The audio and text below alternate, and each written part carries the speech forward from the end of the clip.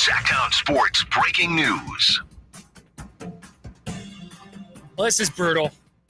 Kyle Madsen, Chris Watkins, Chris and Company, Shams Charania from The Athletic reports Sacramento Kings star DeAaron Fox has suffered a fractured index finger in his left shooting hand. Fox is expected to be listed doubtful to play in Game 5 versus the Warriors. That's crushing. Brutal, man. Crushing. We were just talking about, I think the last thing we said going into break there, what do the Kings even look like without DeAaron Fox? What kind of, I don't want to get too far ahead of ourselves, but what kind of chances do Kings have without DeAaron Fox in this postseason? Well, let's not jump there yet, but clearly brutal news.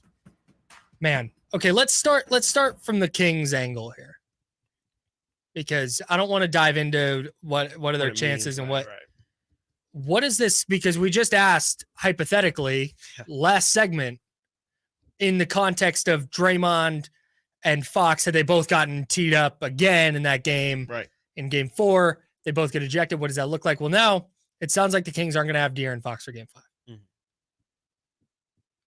What is it? Is it Davion Mitchell? You're inserting him for DeAaron Fox now and just rolling out with Huerter, Murray, Barnes, and Sabonis? I think that's the easiest thing. That's at least the start, right? Is you have Davion's played great, which is a huge bonus, because, when we were having conversations about how did the Kings replace a struggling Keegan Murray, the problem was, okay, well, there's not really someone playing well enough that really deserves that starting spot. At the very least, when you're talking about the Kings' chances and how they're going to look, Davion Mitchell has played incredibly well and maybe has been, for Sacramento, the second most important person in this series. I agree. So at least you're now giving that person a lot more opportunity. And Davion in general has been somebody who, when given that extended run, looks a lot better and makes a lot more impactful plays than what he does when he's doing these short bursts, because you can't keep DeAaron Fox off the court because the Kings need him. So now Davion's going to get that extended run. He's been up and down offensively throughout the season, but you know exactly what you're going to get on a defensive side of the ball from him. Offensively, he's at least going to make the right play. He's capable for sure. The one thing I think that Davion really has going for him is he understands the limitations of his game on that side. Yes, absolutely. And when he has been in, he's been good at penetrating, getting to the rim, looking to kick out, never forcing things. Yeah, never. When he does shoot a three, he's shooting it fine right now. Yep. And it's within the offense. He's not putting up bad shots. Nope. But we were just talking about it. Fox needs to create offense. Yeah. And so while Davion Mitchell goes into the starting lineup, likely, I'm assuming. I would say so. Well, we were going to talk about this later, but we were already discussing the idea of, okay, Kevin Huerter had the quick hook. Why not just bring him off the bench and start Davion? Yeah. So that was already kind of brewing, worth the discussion. But I think now, while Davion might get inserted into the starting lineup, all eyes turn to Sabonis now. Mm-hmm. Right. This is where Domantas Sabonis, has to be great. He's got to be great. That's it. Not good. Not okay. He's got to be great. You'd like to see Kevin Huerter start knocking down shots. You'd like to see Keegan Murray continue that's all true. You're going to need more from Malik Monk, I think, at least more consistency there. But this is all going to center on the Kings' chances to win this series. Mm-hmm. And let's not even go series. Chances to win Game 5. We'll just say Game 5. Right on Domantas Sabonis. Mm-hmm. He can't go 14.7 boards. No. That's not going to be enough. No. So what is that? Is it just getting it to him in the post? It's so tough. Is it just trying to grind the game to a halt? Yeah. Do you slow the pace down completely? But I don't know if the Kings defensively can play with the Warriors in the half court. Right. So that's the dilemma. It's especially when you consider just how, again, we've been talking about it. Domas just hasn't looked the same. He hasn't looked to be that centric piece in the Kings offense. The Warriors have done a fantastic job of just making all of that look bad. Now that the Kings kind of that's their number one option now, they don't have that DeAaron Fox to fall back on in Game 5. I would imagine Golden State just completely sells out and doesn't. You think they were playing far back off Domas before? Now they're just pretty much going to play. They're going to double team cutters now.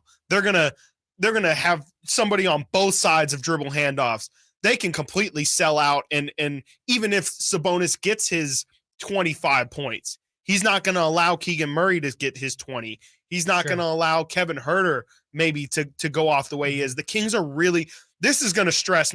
This is a stress test for Mike Brown and his coaching staff right now. And what kind of adjustments can you make? What kind of things have you thought this season? Okay, maybe we can go to this. Well, now would be the time to bring those things out. Maybe they have something up their sleeve, not some ace in the hole, but maybe they have some different look that they haven't given yet.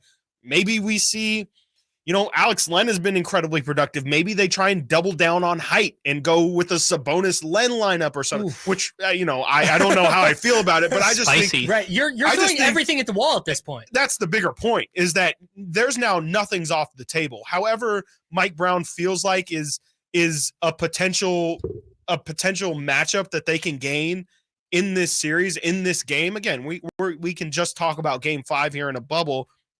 They have to go for everything. I mean, they have to go for broke here. And now we're seeing that level of desperation fall over to the King side. We've seen the last 2 games have been the Warriors fighting for their playoff lives. They didn't have Draymond in game 3. Draymond said it perfectly.